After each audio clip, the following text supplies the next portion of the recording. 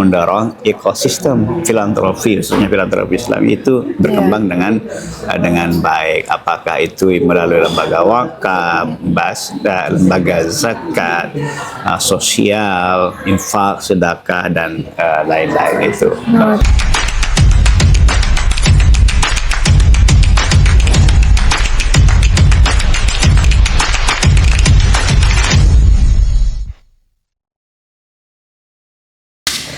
Assalamualaikum warahmatullahi wabarakatuh. Waalaikumsalam warahmatullahi wabarakatuh. Kembali lagi kita di podcast Majelis Ulama Indonesia Provinsi Kalimantan Timur. Pada kesempatan kali ini kita bersama dengan Dr. Kiai Haji Rahmat Hidayat MT, yang mana beliau juga merupakan Wakil Sekjen Bidang Filantropi Majelis Ulama Indonesia Pusat. Dan hari ini kita akan membahas mengenai filantropi ya, karena ini merupakan bidang baru di Majelis Ulama Indonesia. Baik, mungkin kita sapa beliau. Assalamualaikum Pak E. Waalaikumsalam warahmatullahi wabarakatuh. Bagaimana kabarnya hari ini Pak E? Alhamdulillah sehat walafiat. Alhamdulillah. Baik Pak E, mengenai bidang filantropi Pak E, apa sih yang dimaksud dengan filantropi di sini dan apa visi misi ke depan untuk bidang ini Pak E? Ya, saya memperkenalkan diri dulu. Nama saya Rahmat Hidayat, Wakil Sekjen MUI Pusat Bidang Filantropi. Ini bidang baru ya. Ya. Hasil keputusan Munas MUI ke-11 ya, yang baru lalu. Ya. Selama ini kan Dewan Masjid Indonesia ya sudah punya SDF ya, Islamic Development Fund, dan juga punya lembaga wakaf. Ya. Ini semuanya merupakan suatu wadah ya untuk menampung dana-dana sosial ya, dana sosial keagamaan. Kalau wakaf, lembaga wakaf itu kan tunduk kepada undang-undang wakaf. Sementara SDF itu lebih mengacu kepada dana sosial yang umum lah ya, termasuk yang terkait dengan Kementerian Sosial ya. Yang sebenarnya di luar dua bidang itu ya, SDF dan LW, itu ada namanya lembaga zakat yang merupakan sebuah institusi ya yang sangat penting ya untuk situasi sekarang, karena kita tahu misalnya jumlah dana dari zakat itu sekarang kan lebih besar ya dibandingkan yang dikumpulkan melalui institusi wakaf ya. Oleh karena itu maka kemudian ada pemikiran ya dari para pimpinan MUI, kenapa tidak dibuat sekalian bidang filantropi yang mewadahi berbagai dana sosial keagamaan itu. Itulah yang kemudian yang menjadi dasar dan gagasan besar ya lahirnya bidang filantropi ini, yang kebetulan yang dikomandani oleh Profesor Nur Ahmad, yang memang aktivis filantropi karena beliau adalah Ketua Basnas RI, dan saya sendiri selama ini dulu banyak terlibat di BPKH yang juga mengelola yang bidang kemaslahatan ya, CSR itu ya, juga semacam filantropi ya. Itu sebenarnya latar belakang dibentuknya bidang filantropi itu. Kalau visi misi ke depannya Pak E? Ya tentu visi misi ke depannya adalah, karena ini lembaga baru ya kan, ada yang sudah disahkan oleh pimpinan Majelis Ulama Indonesia. Bagaimana kita mendorong ya ekosistem filantropi Islam ini berkembang dengan baik ya, karena MUI ini kan merupakan payung besar ya, tenda besar bagi seluruh ormas Islam. Oleh karena itu maka keberadaan ya bidang filantropi ini adalah mendorong ekosistem filantropi, khususnya filantropi Islam itu berkembang dengan baik. Apakah itu melalui lembaga wakaf, lembaga zakat, sosial, infak, sedekah dan lain-lain itu. Berarti sebenarnya cangkupan dari filantropi ini luas ya Pak ya? Luas sekali. Jadi tidak saja yang tunduk kepada undang-undang wakaf dan undang-undang zakat, tapi juga kepada undang-undang sosial yang lain ya, charity lah, berbagai charity itu yang bisa menjadi garapan dari bidang filantropi ini. Oke, kalau melihat tadi visi dan misi dari filantropi Pak Yai, kira-kira kalau untuk satu periode ke depan, apa kegiatan-kegiatan yang menunjang daripada bidang ini bisa memberikan dampak pada masyarakat Indonesia, khususnya Muslim Indonesia? Ya, kan selama ini kan terkait dengan filantropi misalnya ya. Yeah. Ini bagaimana keluar fatwa-fatwa yang mendorong perkembangan filantropi ya. Yeah. Sudah keluar fatwanya, fatwa-fatwa terkait.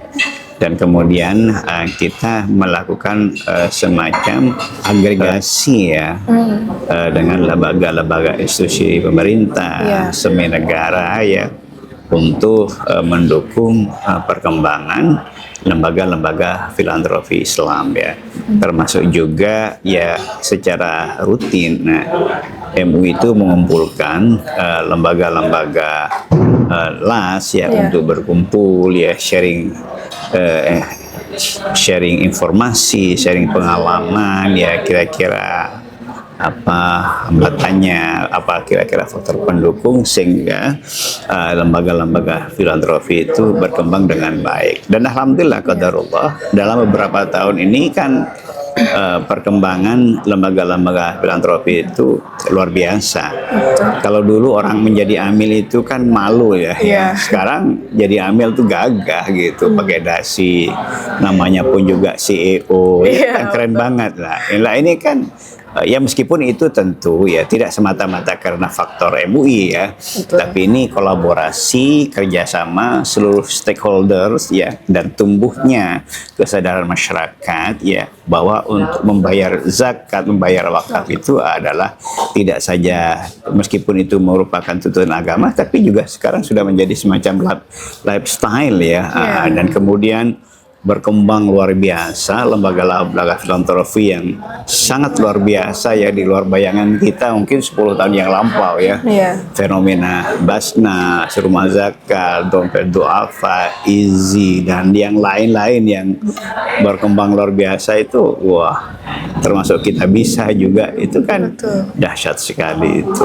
Oke, berarti secara nggak langsung terinspirasi dengan lembaga-lembaga yang sudah ada ya Pak ya. Namun dalam hal ini filantropi di bidang MUI ini lebih memayungi dari keseluruhan atau bahkan tadi adanya kolaborasi dengan lembaga-lembaga yang ada. Ya, tentu MUI ini sebagai tenda besar ya, lembaga yang sifatnya lebih koordinatif ya, harus punya kekhasan ya, dengan lembaga-lembaga yang memang nyata-nyata operasional ya, sehingga kemudian keberadaannya itu ya tidak bertabrakan, tidak jeruk makan jeruk ya, sesama beskota saling mendahului. Ini yang barangkali mungkin menjadi catatan kita bersama, sehingga kehadiran lembaga bidang filantropi ini dirasakan manfaatnya oleh teman-teman yang sudah bergerak lebih dulu di lembaga-lembaga filantropi ini.